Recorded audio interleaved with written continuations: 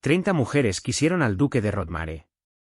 30 mujeres sonrieron ante sus chistes espantosos, ignoraron su grosería deliberada y fingieron que su fortuna descomunal era apenas una nota al pie de su encanto innegable. Él las puso a prueba a todas, una por una, y todas fracasaron, asfixiándolo con halagos perfectamente ensayados. Arthur estaba completamente convencido de que el afecto sincero era un mito inventado por los poetas, hasta que la mujer número 31 se sentó frente a él, lo miró directo a los ojos, y le dijo que era un aburrido insoportable.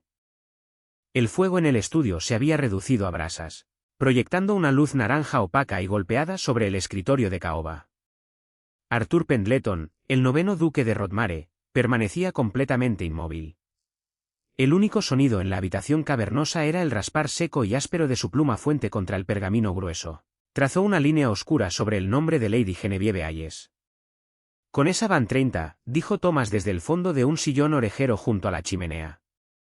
Thomas Croft, el amigo más antiguo de Arthur, y quizás el único hombre en Londres al que no le importaba el ducado, sostenía una copa de brandy. Sonaba cansado. 30 mujeres, Arthur. Has logrado alejar sistemáticamente a toda la nueva generación de debutantes, buena parte de las del año pasado, y al menos a 3 viudas que ya deberían saber mejor. Arthur no levantó la vista.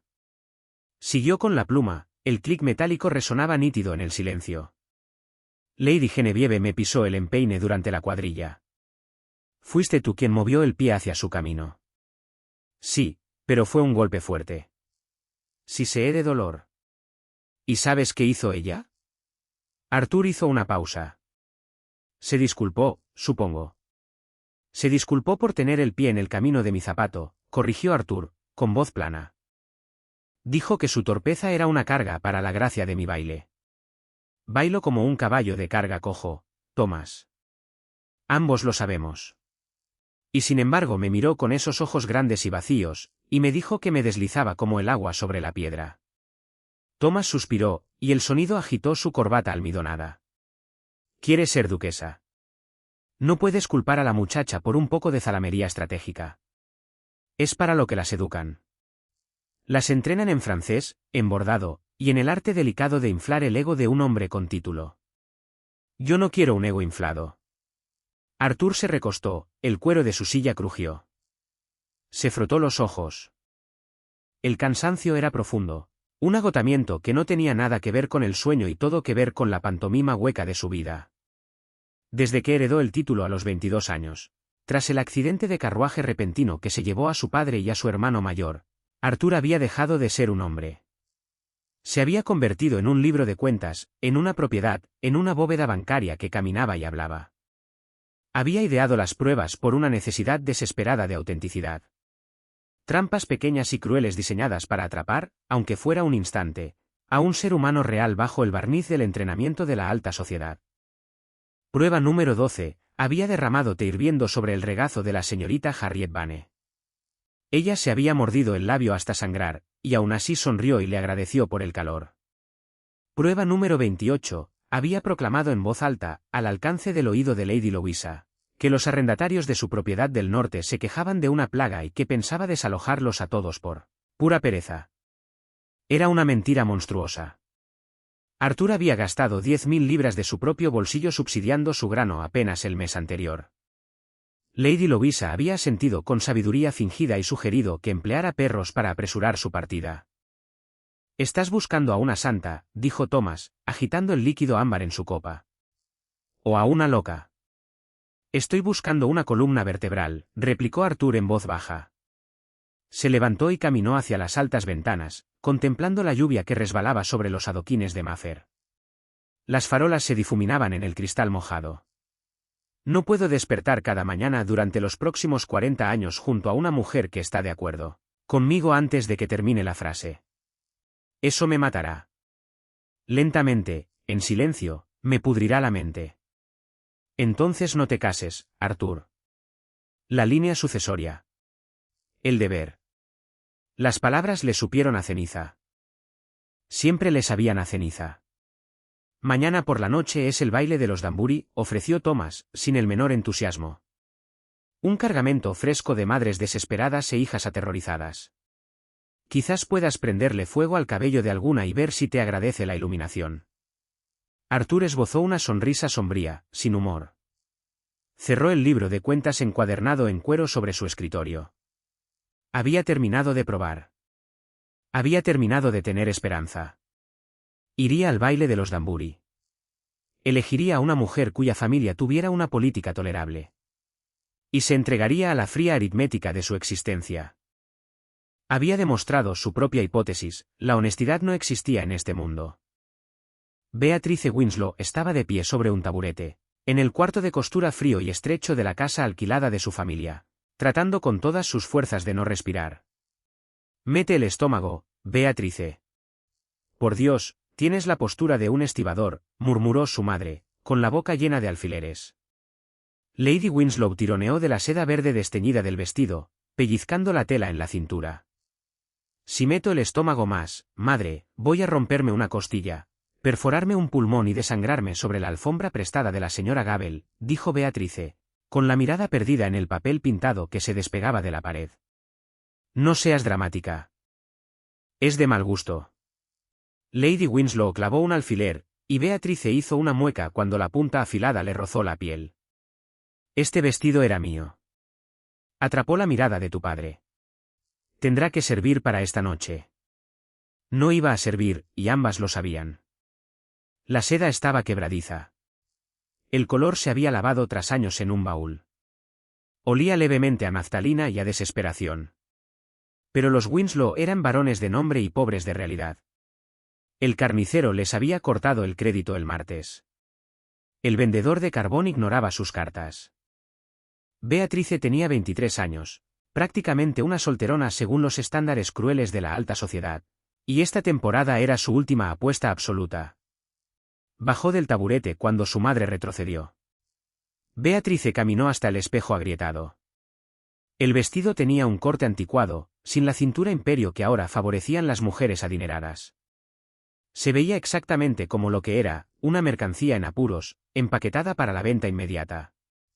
Debes sonreír esta noche, le indicó su madre, y su tono quejumbroso cedió a un pánico crudo y desnudo que Beatrice detestaba escuchar.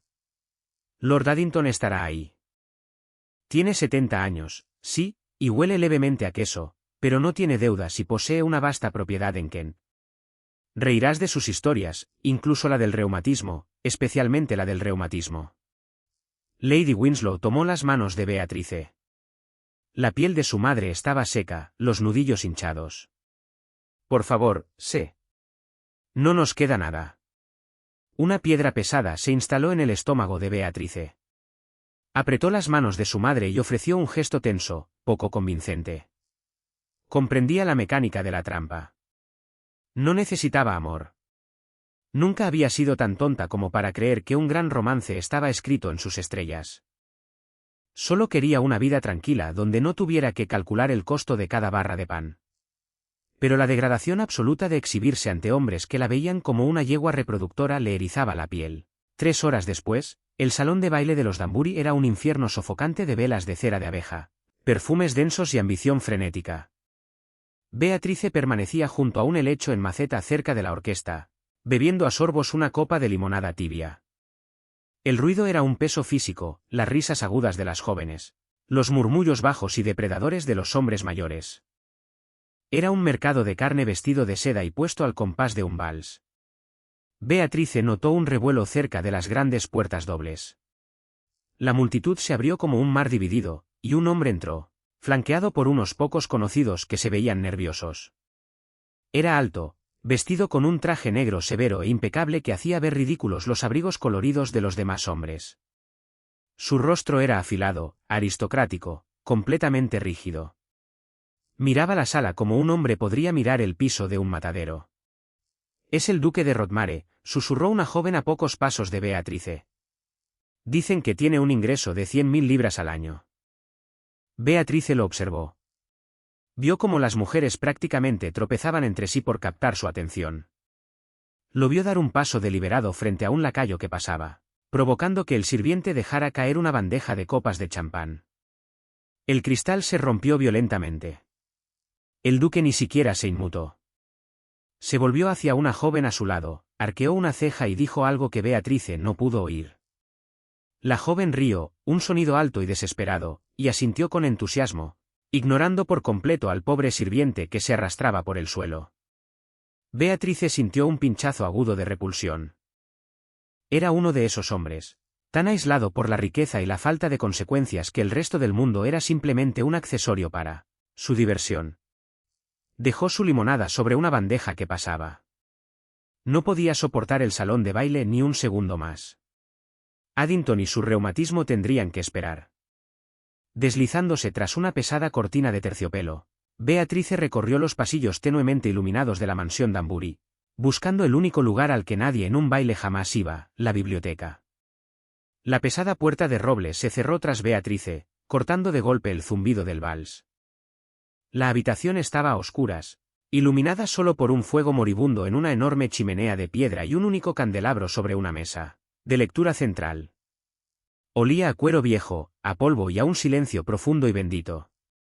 Beatrice dejó escapar un largo suspiro tembloroso, y llevó las manos a su espalda para aflojar discretamente los lazos del corsé que se le clavaban en la columna. Caminó hacia los estantes imponentes, recorriendo con los dedos los lomos de enciclopedias olvidadas. Encontró una copia gastada de Marco Aurelio, la sacó del estante y se acomodó en un profundo sillón de cuero, escondido entre las sombras cerca de la chimenea. Durante 10 minutos, tuvo paz. Entonces la puerta pesada se abrió de golpe, rebotando contra la pared con un crujido. Beatrice no se sobresaltó. Simplemente cerró el libro, marcando la página con el dedo, mientras el duque de Rodmare entraba a grandes zancadas en la habitación, pasándose una mano con agresividad por el cabello oscuro. Murmuraba algo entre dientes, una retahíla de maldiciones que habría sonrojado a un marinero. Marchó directo hacia una mesa lateral, tomó una licorera de whisky y se sirvió una medida generosa sin molestarse en buscar un vaso. Bebió directamente de la botella de cristal. Beatrice permaneció en las sombras, completamente inmóvil. Consideró aclarar su garganta, pero francamente estaba demasiado cansada. Que tuviera su berrinche. Se marcharía cuando él le diera la espalda. Arthur bajó la licorera, jadeando levemente por el ardor del alcohol. Se apoyó contra la mesa, con la cabeza inclinada. Buitres, le susurró a la habitación vacía. Una sala llena de buitres pintados y sonrientes. Encuentro que los buitres son criaturas notablemente eficientes, dijo Beatrice con calma desde la oscuridad. Limpian la podredumbre que nadie más quiere tocar. Las mujeres de allá afuera simplemente intentan sobrevivir. Es mezquino culparlas por eso. Arthur se sobresaltó, dejando caer la licorera. Golpeó el suelo alfombrado con un ruido sordo, derramando whisky sobre la alfombra persa. Giró sobre sus talones, entrecerrando los ojos para intentar penetrar la penumbra. ¿Quién está ahí? Beatrice se puso de pie lentamente, saliendo de la sombra profunda del sillón para que la luz de las velas iluminara su vestido verde desteñido. No hizo una reverencia. No bajó la mirada. Simplemente lo observó con una mezcla de cansancio y profunda irritación.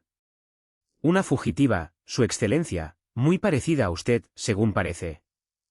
Arthur la miró fijamente. Reconoció el vestido de inmediato como reliquia de una década pasada, y la ausencia de joyas en su cuello le reveló su situación financiera. Y aún así, ella se sostenía con una desafiante rigidez. El instinto se activó. El hábito estaba demasiado arraigado. Una prueba. Se irguió, adoptando su mirada más altiva e insufrible. Está usted invadiendo un retiro privado. Es más, me sobresaltó y me hizo arruinar la alfombra de mi anfitrión. Debería estar disculpándose profusamente por su torpeza. Beatrice miró el whisky derramado, luego alzó la vista hacia su rostro. La luz del fuego resaltaba las líneas duras de su mandíbula. No parpadeó.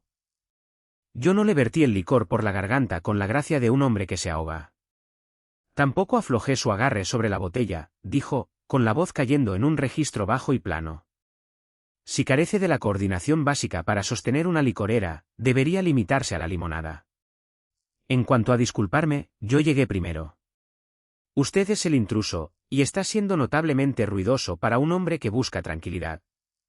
Arthur se quedó paralizado. El aire desapareció de sus pulmones. Nadie le hablaba así. Su administrador temblaba ante él. Sus pares se sometían. Las mujeres lo adoraban. Dio un paso al frente, cerniéndose sobre ella, intentando intimidarla físicamente hacia la sumisión a la que estaba acostumbrado. ¿Tiene idea de quién soy yo?, exigió, con voz baja y peligrosa. Beatrice soltó una breve carcajada cínica, completamente desprovista de alegría. Sí. Es usted el duque de Rodmare. El hombre que hizo tropezar deliberadamente a un lacayo hace menos de 20 minutos solo para ver si la muchacha a su lado se preocuparía. No lo hizo. Ya demostró su pequeño punto. Es rico. Es poderoso. Y es usted, por completo y sin remedio, un desdichado. Dio un paso hacia él, cerrando la distancia, sin ceder ni una pulgada de terreno. Alzó la barbilla para sostenerle la mirada. Estoy segura de que ahora espera que lo halague, que me disculpe y le suplique un baile. Permítame ahorrarle la molestia, Su Excelencia. Es usted arrogante. Es cruel con quienes no pueden defenderse. Y, francamente, es un aburrido insoportable. Ahora, si me disculpa, tengo a un anciano con reumatismo que encantar, lo cual es infinitamente preferible a soportar su compañía. Se dio la vuelta, y la seda desteñida de su falda crujió mientras caminaba hacia la puerta. Arthur permaneció clavado al suelo. Su corazón, que había latido con un ritmo lento, constante y apático durante 5 años, de pronto golpeó con violencia contra sus costillas. El escozor de las palabras de ella fue un shock físico, como sumergirse en agua helada. ¿Ardía? ¿Picaba? Era lo más magnífico que había escuchado jamás. Espere, dijo. El mando había desaparecido de su voz. Sonaba desnudo. Beatrice se detuvo, con la mano en el picaporte de bronce pesado. Miró por encima del hombro, con los ojos cautelosos y agotados. ¿Qué? Arthur miró a la mujer del terrible vestido verde. Vio la tensión en sus hombros, la inclinación defensiva de su barbilla, la verdad absoluta y sin adornos en su mirada. No me dijo su nombre. La mañana después del baile de los Danbury supo a humo rancio y desastre inminente. Beatrice se sentó a la mesa de madera marcada de la cocina de la casa alquilada, zurciendo metódicamente un agujero en una media de lana gris. Tenía los dedos rígidos de frío. La chimenea estaba apagada para ahorrar el escaso carbón, y la luz gris de Londres que se filtraba por la ventana manchada de mugre no ofrecía calidez alguna. Arriba, su madre padecía una migraña provocada por la desaparición abrupta de Beatrice del salón de baile la noche anterior. Beatrice había conseguido un solo baile con Lord Addington antes de su huida a la biblioteca. Él había pasado los 15 minutos completos detallando las cambiantes consistencias de sus gachas matutinas. Beatrice había sonreído hasta que le dolió la mandíbula, asintiendo en todos los intervalos apropiados. Rompió el hilo con los dientes. Había sobrevivido a la noche, pero el libro de deudas seguía tan implacable como siempre. Un golpe seco y autoritario resonó en la puerta principal. No era el toque tentativo del muchacho del panadero, ni el golpeteo frustrado del casero. Era un golpe que esperaba una respuesta inmediata. Beatrice lo ignoró. Hacía tiempo que habían despedido a la única criada. Si era un acreedor, el silencio era la mejor defensa. El golpe se repitió, más fuerte. Luego el sonido de botas pesadas en los escalones de la entrada, moviéndose hacia la ventana del salón. Beatrice suspiró, soltó la media, caminó por el pasillo estrecho y frío, y abrió la puerta de roble pesada apenas lo suficiente para asomarse. Arthur Pendleton estaba de pie en su escalón deteriorado. Iba vestido para montar, con un abrigo gris austero y botas de cuero impecables que resaltaban el estado vergonzoso del umbral sin barrer, de los Winslow. Detrás de él, sosteniendo las riendas de un enorme caballo negro, había un mozo de librea. El contraste entre su riqueza desmedida y la pintura descascarada del marco de la puerta resultaba físicamente perturbador. Beatrice lo observó. No abrió más la puerta.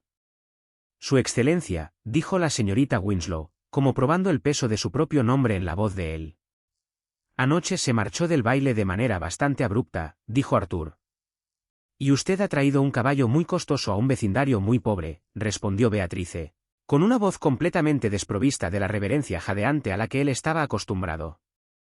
Si busca una disculpa por mis comentarios en la biblioteca, ha desperdiciado el viaje. Cada palabra la dije en serio. Arthur no se inmutó. En cambio, un músculo tembló en su mandíbula. No era ira. Se parecía inquietantemente a la fascinación. No vine por una disculpa.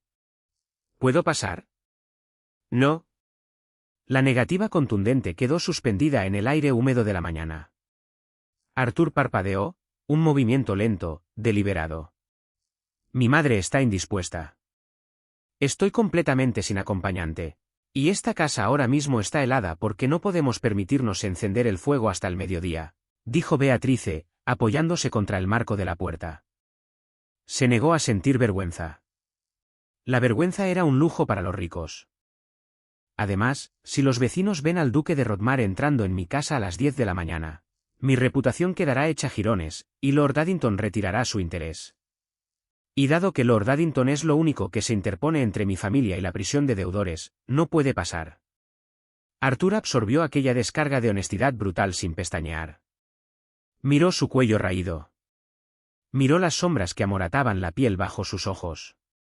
Vio el cálculo frío de su supervivencia, y aquello lo ancló de una manera que no había sentido en 5 años. Addington tiene 74 años, afirmó Arthur, con voz plana. Tiene un genio como el de un tejón acorralado y el intelecto de una hortaliza. Tiene una propiedad sin hipotecar y un corazón débil, replicó Beatrice con suavidad. Le doy 5 años. Puedo soportar cualquier cosa durante 5 años. Una expresión oscura e indescifrable cruzó el rostro de Arthur. Se acercó más a la puerta, invadiendo su espacio, obligándola a alzar la vista hacia los ángulos duros de su rostro. ¿Se vendería usted misma a un anciano en decadencia para saldar un libro de cuentas? Usted prueba a las mujeres con té derramado y comentarios crueles porque le aterra hacer una mala inversión, replicó Beatrice, entrecerrando los ojos. No me sermonee sobre libros de cuentas, Su Excelencia. Ambos operamos en un mercado. Yo simplemente vendo. Usted compra. Ahora, si me disculpa, tengo costura que terminar. Comenzó a empujar la puerta para cerrarla. La mano enguantada de Arthur salió disparada, atrapando la madera pesada. No la empujó para abrirla, pero la sostuvo firmemente en su lugar. Sus ojos estaban clavados en los de ella, oscuros e intensos. Tengo un carruaje a la vuelta de la esquina, dijo, con la voz cayendo a un registro bajo y suave que erizó el vello del brazo de Beatrice. Traiga a su madre. Traiga a una acompañante. Deseo llevarla a pasear por el parque. ¿Por qué? Porque es usted la única mujer en Londres que no me aburre hasta la violencia. Beatrice observó la mano de él sobre su puerta. El cuero de su guante era increíblemente suave. La madera de su puerta se astillaba. Volvió a mirarlo al rostro. No soy una curiosidad para su entretenimiento, Su Excelencia, dijo en voz baja. No puedo permitirme ser la distracción temporal de un duque excéntrico. Mi vida está literalmente en juego. Suelte la puerta. Durante un momento largo y tenso, Arthur mantuvo su posición. Estudió el desafío feroz y agotado en sus ojos. Lentamente, retiró la mano. Buenos días, señorita Winslow. Beatrice cerró la puerta, corrió el cerrojo, y apoyó la frente contra la madera fría. Le temblaban las manos. Le tomó exactamente 3 días a Arthur destruir sistemáticamente el futuro de Beatrice. El campo de batalla fue la velada musical de Lady Calper. El salón estaba sofocantemente caluroso, repleto de la élite de la alta sociedad, todos fingiendo escuchar a una soprano aterrorizada masacrar un aria de Mozart. Beatrice estaba sentada en una silla de terciopelo rígida en la última fila, atrapada. Lord Addington la había arrinconado contra un tapiz pesado. Estaba con el rostro enrojecido, sudando profusamente en su corbata, e inclinándose demasiado cerca. Olía a rapé, a lana vieja y a menta. El drenaje de los campos del sur, señorita Winslow, es atroz, resollaba Addington, golpeando el bastón contra el suelo para dar énfasis. Un hombre no puede esperar una cosecha decente de nabos con la tierra anegada. Le dije a mi capataz, Higgins, es usted un necio de la más alta categoría. Ciertamente, milord, murmuró Beatrice, manteniendo los ojos fijos en la boca en movimiento de la cantante, tratando de desconectar la mente del cuerpo. Calculaba mentalmente el costo de la carne que su madre había pedido esa mañana a crédito. El carnicero la había mirado con lástima. La lástima era peor que la ira. Necesito una mujer que entienda la administración de propiedades, continuó Addington, dejando caer sus ojos acuosos con pesadez sobre su escote. Una mujer callada, obediente. Las jóvenes modernas son puro adorno y tontería.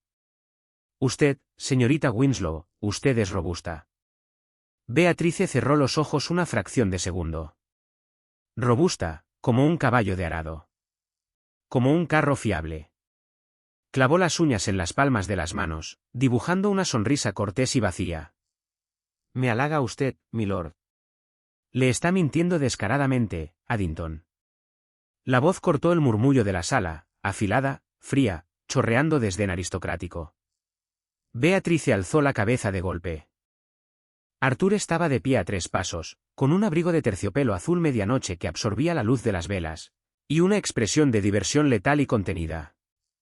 El pequeño grupo alrededor de ellos había caído en silencio instantáneo, girándose para observar al duque.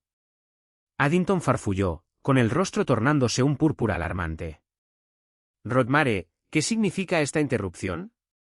Significa, Addington, que está aburriendo a esta pobre muchacha hasta la muerte, dijo Arthur, acercándose, y su presencia dominaba el espacio, empequeñeciendo al hombre mayor.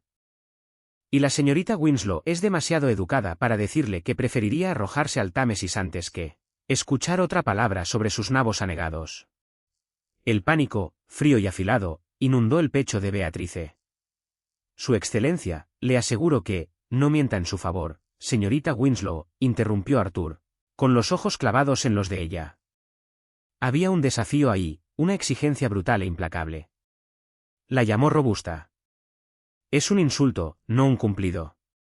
¿Y su propiedad en Kent está hipotecada hasta el techo, no es así, Addington? El drenaje es la menor de sus preocupaciones financieras.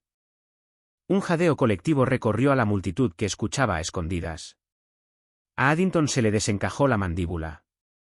Airear públicamente la angustia financiera de un par era una infracción imperdonable de la etiqueta. Usted se excede, señor, tartamudeó Addington, aferrando el bastón con los nudillos blancos. Exijo satisfacción. Ah, siéntese antes de que le falle el corazón, lo despachó Arthur con un gesto de la muñeca, sin siquiera mirar al anciano furioso. No va a dispararme, y no tengo ningún interés en matarlo por una hortaliza. Déjenos. Fue una despedida entregada con todo el peso aplastante de un ducado. Addington miró alrededor, vio los ojos hambrientos y chismosos de la sociedad clavándose en él, y emprendió una retirada táctica, murmurando furioso mientras se alejaba renqueando. El silencio que siguió fue sofocante. Todos los ojos de la sala estaban fijos en Beatrice y el duque. Beatrice se puso de pie. Las piernas le temblaban, pero su columna era de acero forjado. No miró a la multitud. Solo miró a Arthur. Camine conmigo, su excelencia, dijo, con la voz temblando de rabia apenas contenida. Se dio la vuelta y marchó hacia las puertas de cristal que daban al balcón. Arthur la siguió, con la expresión completamente indescifrable. En cuanto las pesadas puertas de vidrio se cerraron tras ellos, cortando el calor húmedo y las miradas fijas, el aire frío de la noche los golpeó. Beatrice giró en redondo, con las manos cerradas en puños a los costados. ¿Qué ha hecho? Siseó, dando un paso hacia él, descartando por completo cualquier pretensión de deferencia. ¿Está usted loco?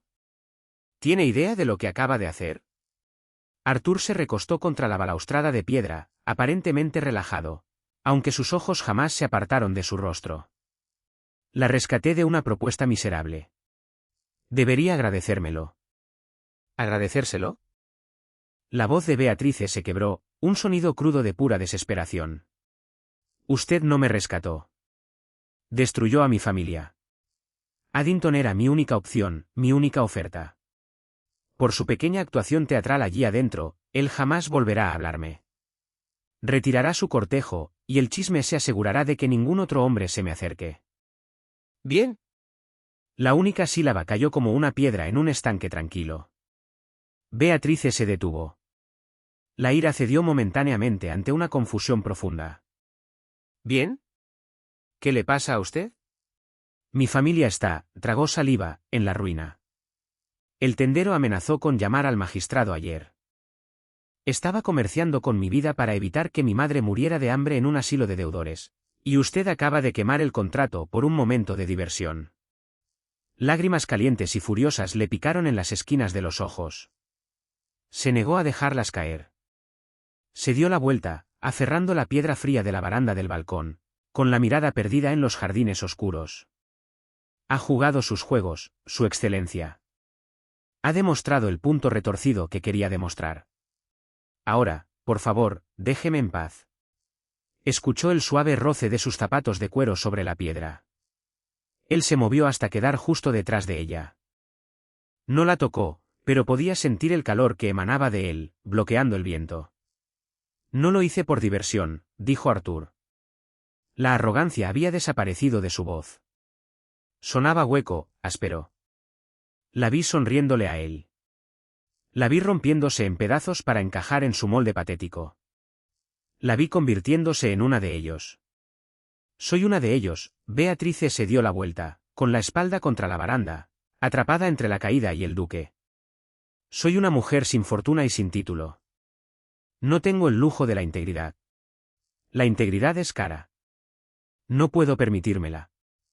Arthur la miró. Vio las lágrimas que ella luchaba por contener. Vio el pánico genuino y aterrador de una mujer mirando de frente al abismo de la ruina. Comprendió, con una sacudida nauseabunda, la verdad absoluta de sus palabras. Había estado jugando con vidas que luchaban por sobrevivir. Había querido una columna vertebral. La había encontrado, y su primer instinto había sido romperla para ver cuán fuerte era. Le pido disculpas, dijo Arthur. Beatrice dejó de respirar. Los duques no se disculpaban. No inclinaban la cabeza como lo estaba haciendo Arthur en ese momento. Mi riqueza me ha aislado de las consecuencias, continuó él, con voz baja, elevándose apenas sobre el sonido distante de las ruedas de carruajes sobre la grava, abajo. Miré su situación como un problema filosófico. Fallé en respetar la realidad de su sufrimiento. Estuve equivocado. Beatrice lo miró, completamente desarmada. La pelea se drenó de ella, dejando solo agotamiento. Una disculpa no le paga al carnicero, Su Excelencia. Arthur alzó la cabeza. La vacilación había desaparecido. El intelecto frío y calculador que administraba vastas propiedades y alianzas políticas volvió a encajar en su lugar, pero esta vez dirigido enteramente hacia ella. No, no lo hace, coincidió. Pero un acuerdo matrimonial sí lo hará. La lluvia comenzó el martes, un aguacero helado e implacable que convirtió las calles de Londres en un río de barro y estiércol. Beatrice se sentó frente a Arthur en su carruaje privado. El interior era un capullo de terciopelo verde oscuro y caoba pulida, con olor a cuero fino y lana húmeda por la lluvia. Afuera, la ciudad era un borrón a través del cristal rayado por la lluvia. Llevaban 20 minutos viajando. Ninguno había pronunciado palabra. Arthur permanecía perfectamente quieto, con las piernas largas extendidas, una tensión imperceptible en la mandíbula. Beatrice observaba el pulso constante en su garganta, tratando de calmar el latido frenético de su propio corazón. Él había enviado su carruaje a la casa de ella al mediodía, con una única nota escrita a mano: traiga los libros de cuentas de su madre. Sea valiente. Su madre casi se había desmayado de alegría, asumiendo que una gran declaración romántica era inminente. Beatrice había empacado los libros de cuero gastado en un maletín con la resignación sombría de un soldado, marchando a un consejo de guerra. Arthur finalmente rompió el silencio. Se estiró a través del espacio pequeño y tomó el maletín de su regazo. Lo abrió, sacando los 3 libros de cuentas. No necesita mirar eso, dijo Beatrice, con la voz tensa, defensiva. Conozco el total. Son exactamente 4.280 libras.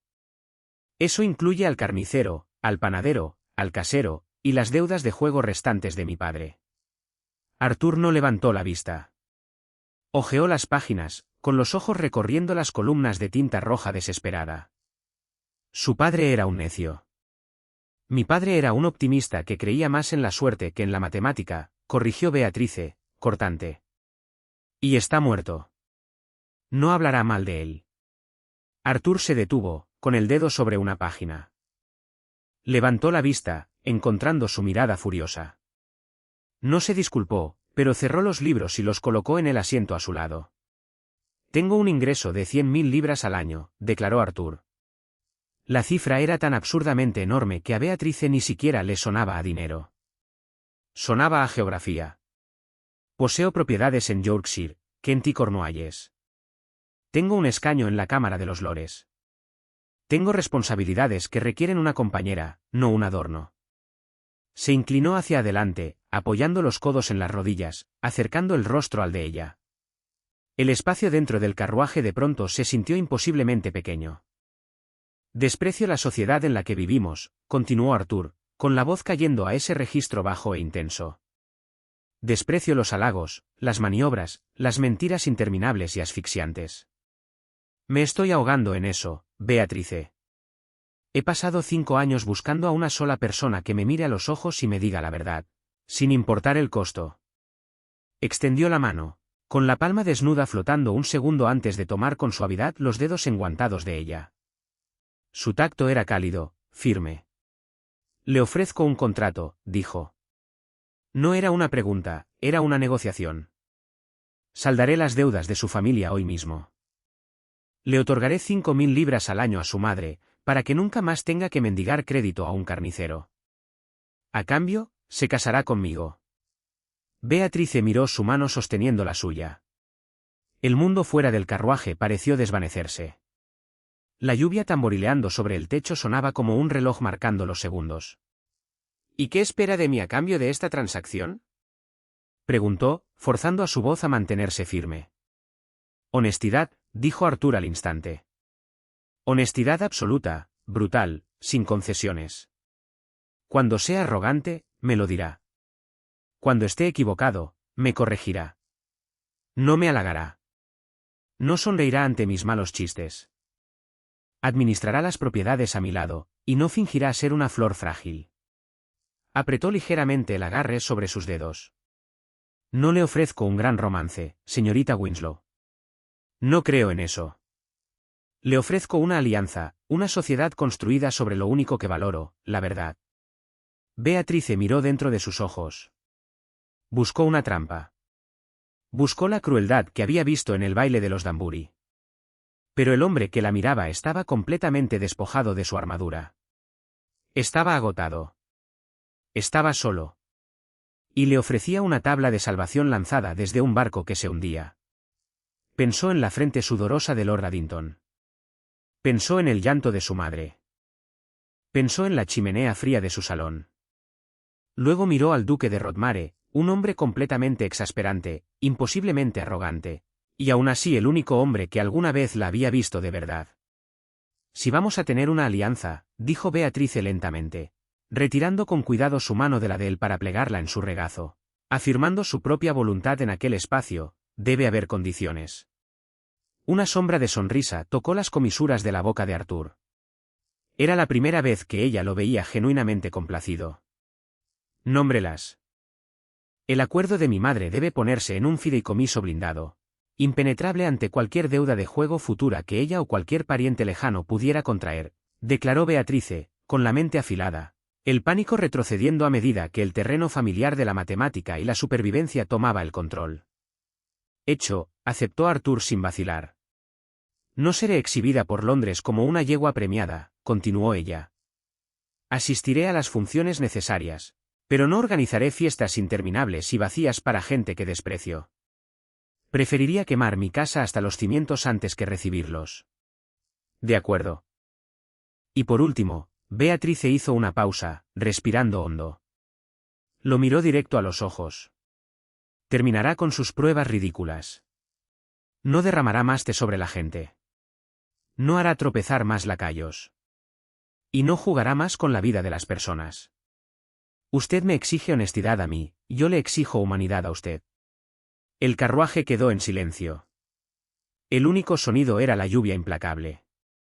Arthur la miró fijamente. El desafío en sus ojos era una fuerza física. Durante 5 años había operado con impunidad absoluta.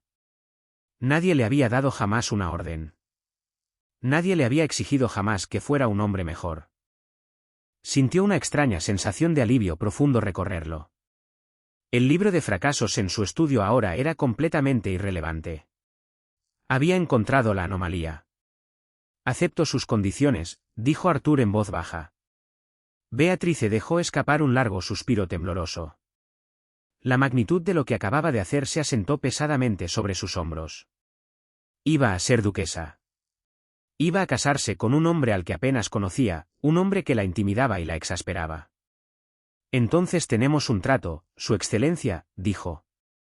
Arthur, corrigió él, extendiendo de nuevo la mano hacia ella, con la palma abierta. Si vamos a ser aliados, debe llamarme Arthur. Beatrice miró su mano extendida. Vaciló una fracción de segundo, sintiendo el giro irrevocable de su destino.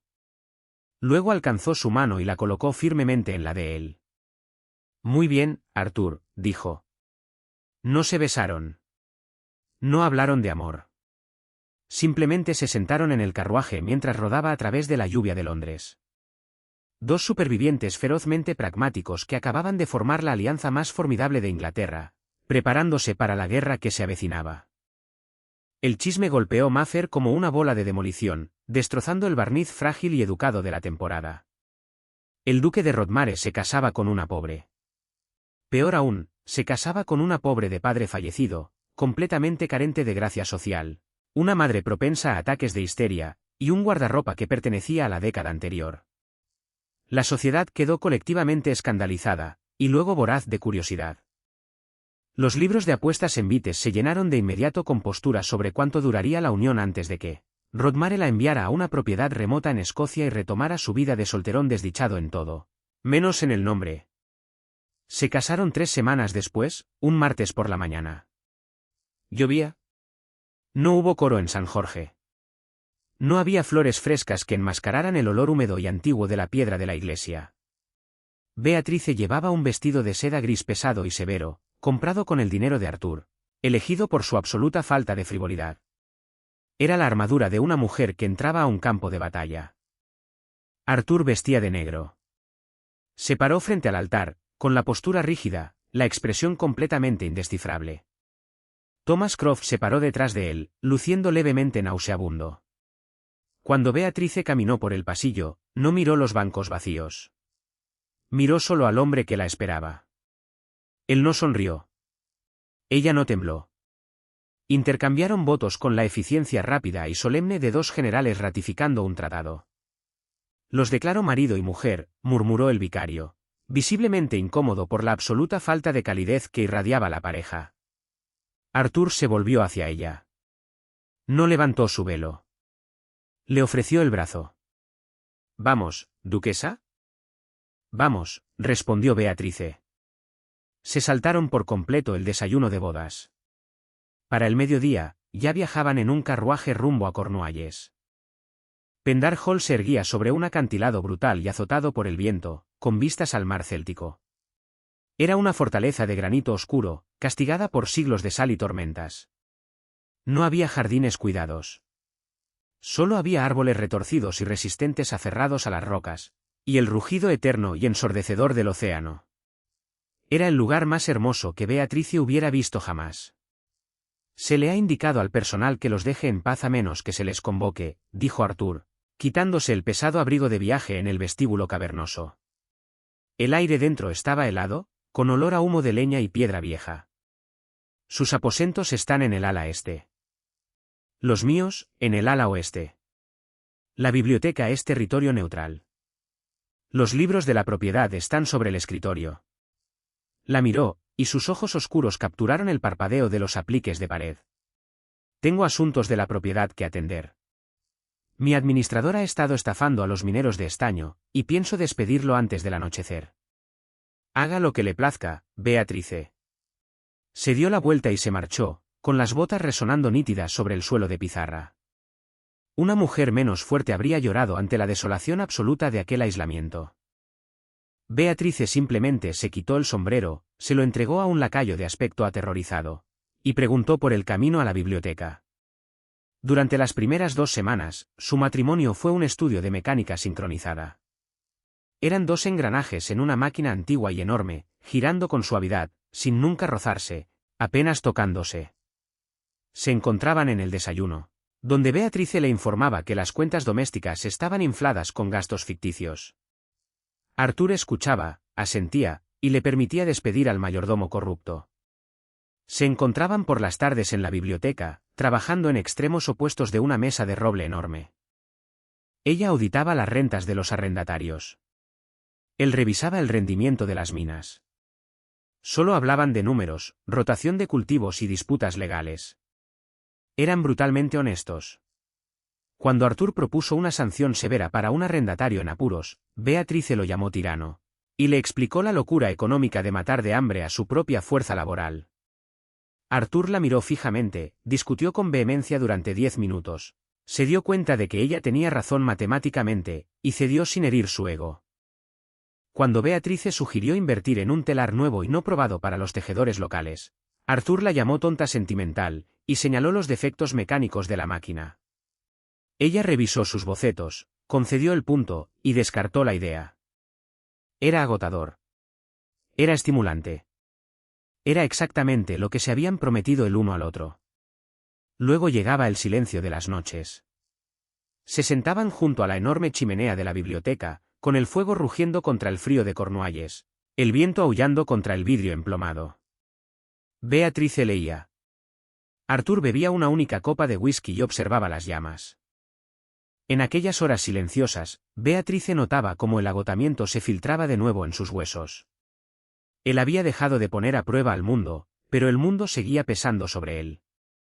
Observaba cómo se frotaba las sienes, cómo se estremecía cuando el viento golpeaba con un tono particularmente violento. Comenzó a comprender que su cinismo no había nacido de la crueldad, sino de un intento desesperado y fallido de encontrar algo real a lo cual anclarse. Él era un objeto inamovible, pero ella empezaba a darse cuenta de cuán pesadamente se apoyaba el mundo entero sobre él. La tormenta golpeó un jueves de finales de noviembre. No llegó con advertencia, sino con una caída repentina y violenta de presión que hizo gemir las ventanas de Pendar Hall en sus marcos de piedra. Al anochecer, el mar era un caldero hirviente de agua negra y espuma blanca, arrojando salpicaduras muy por encima de los acantilados. Beatrice estaba en la biblioteca, luchando por leer bajo la luz errática de una lámpara parpadeante, cuando las puertas pesadas se abrieron de golpe. Arthur estaba de pie en el umbral, empapado hasta los huesos.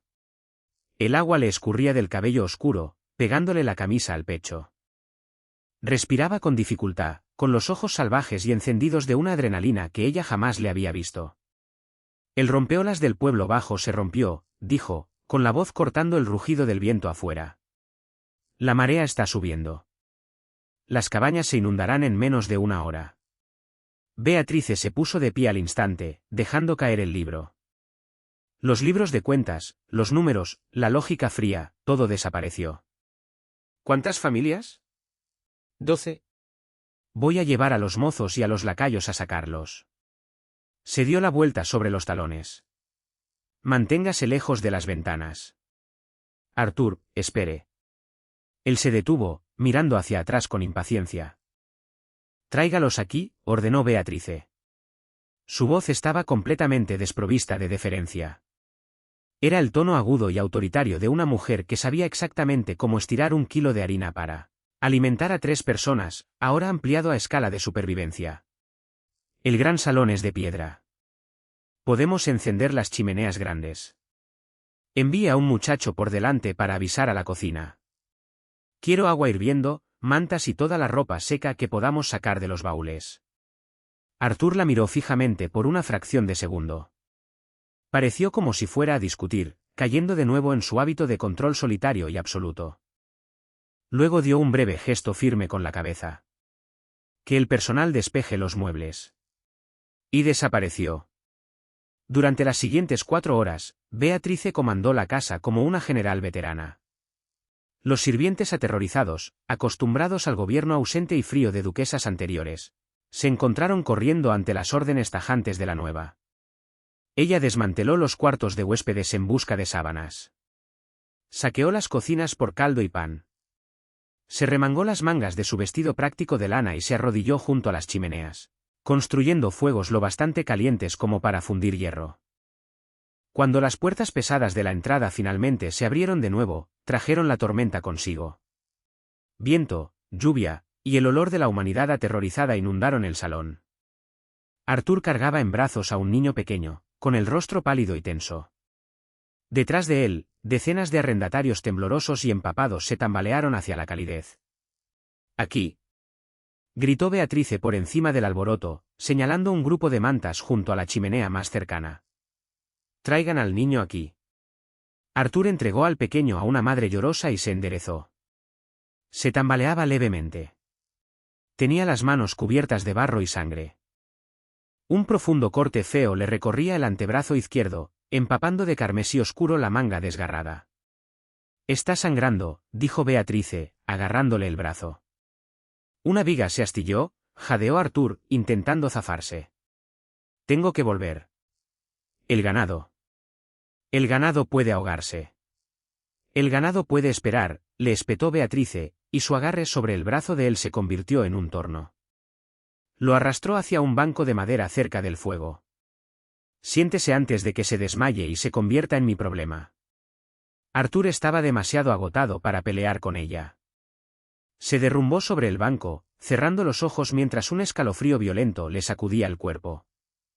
Beatrice no llamó a un sirviente. Fue por sí misma a buscar una vasija de agua caliente, un trapo de lino limpio y una botella de alcohol puro de las provisiones médicas que había acumulado. Se arrodilló sobre el suelo de piedra dura, entre sus rodillas. «Esto va a arder», le advirtió, mirando su rostro pálido. «Hágalo». Vertió el alcohol directamente sobre la herida. Todo el cuerpo de Arthur se puso rígido. Un siseo agudo escapó entre sus dientes, su mano aferrando el borde del banco de madera con la fuerza suficiente para astillarlo, pero no se apartó. Beatrice trabajó con rapidez, con la mano firme mientras limpiaba la herida y la vendaba con fuerza con el lino. Sintió el pulso pesado que atronaba en su muñeca. Sintió la textura fría y húmeda de su piel. Él no era un duque en ese momento. No era un libro de cuentas, ni una propiedad, ni un objeto inamovible. Era simplemente un hombre que casi se había matado arrastrando a extraños fuera del agua helada. Ató el vendaje y se sentó sobre los talones. Arthur abrió los ojos. La miró desde arriba.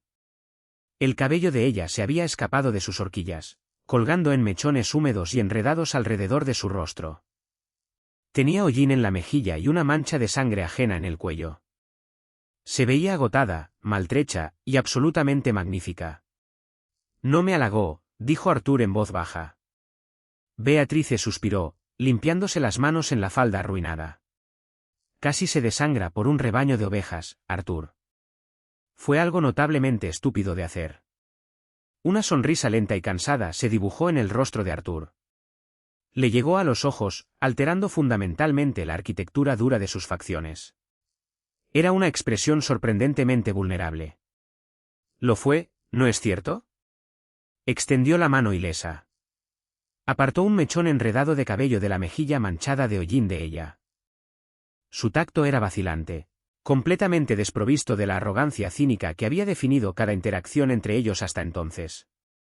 «Organizó todo esto», murmuró, mirando alrededor del gran salón.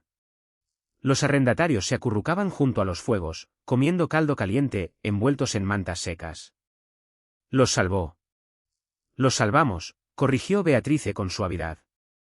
Se inclinó levemente hacia la calidez de la palma de él contra su mandíbula. El trato frío que habían sellado en el carruaje, de pronto se sintió increíblemente frágil, derritiéndose bajo el calor del fuego y el silencio compartido. No hablaron de ello.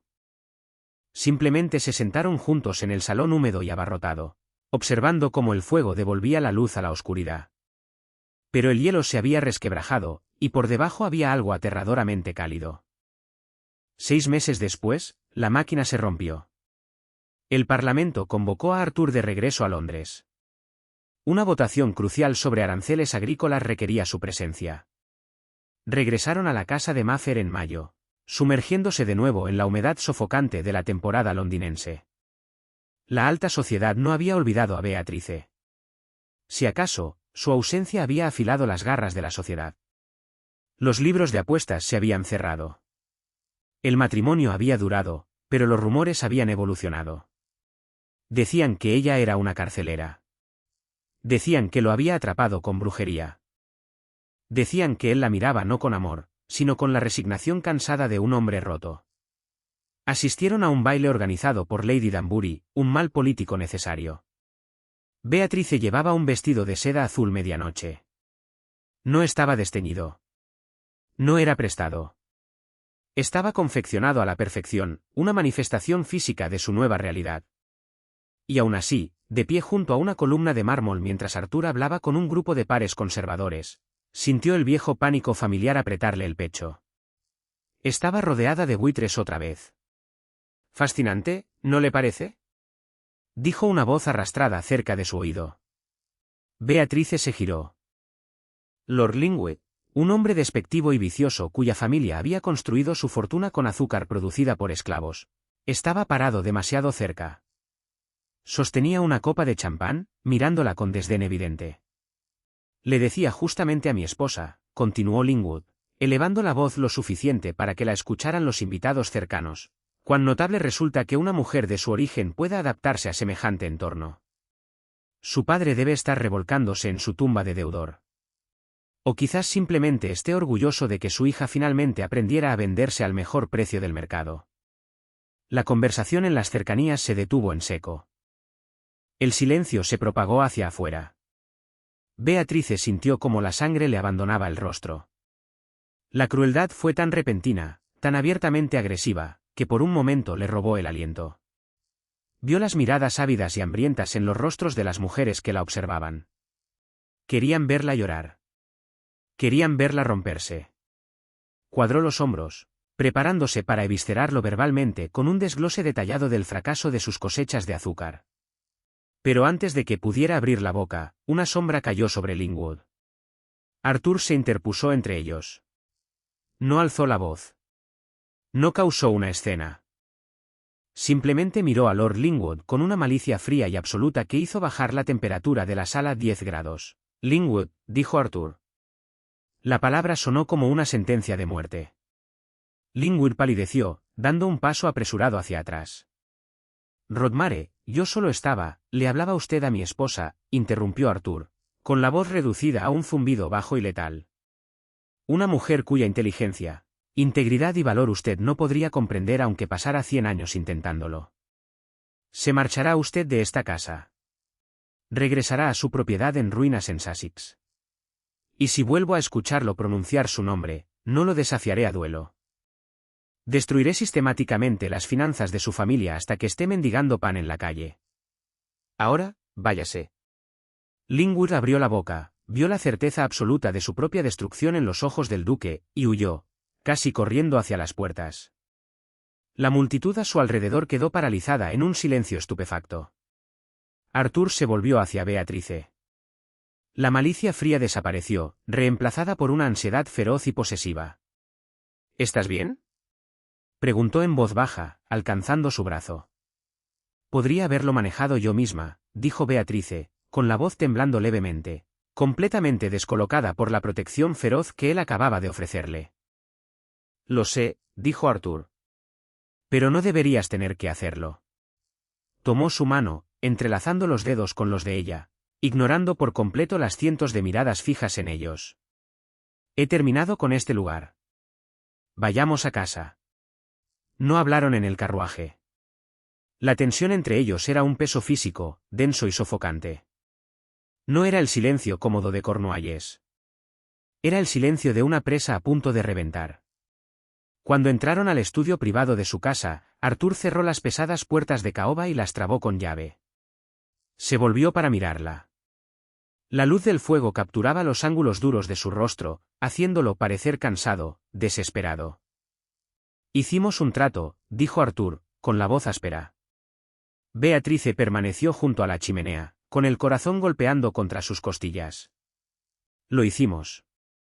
Te exigí honestidad absoluta, continuó él, avanzando hacia ella, cerrando la distancia hasta quedar a solo centímetros. Sin halagos. Sin mentiras. Solo la verdad. Nunca te he mentido, Arthur. Lo sé. Se detuvo, mirándola desde arriba, con los ojos oscuros completamente despojados de su armadura. No quedaba cinismo alguno. Solo había una vulnerabilidad desnuda y aterradora. Pero yo sí te he mentido, dijo Arthur. Beatrice retrocedió un paso, con un pinchazo de miedo atravesándole el pecho. ¿Sobre qué? Sobre la naturaleza de este matrimonio, dijo Arthur. Extendió la mano, tomando ambas de las de ella. Su agarre era casi dolorosamente firme. Te dije que no creía en el romance.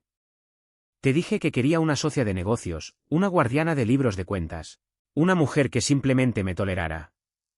La atrajo un poco más cerca, dejando caer la voz a un susurro ronco. He incumplido nuestro contrato, Beatrice. Ella lo miró fijamente, con el aire atrapado en los pulmones. ¿Cómo?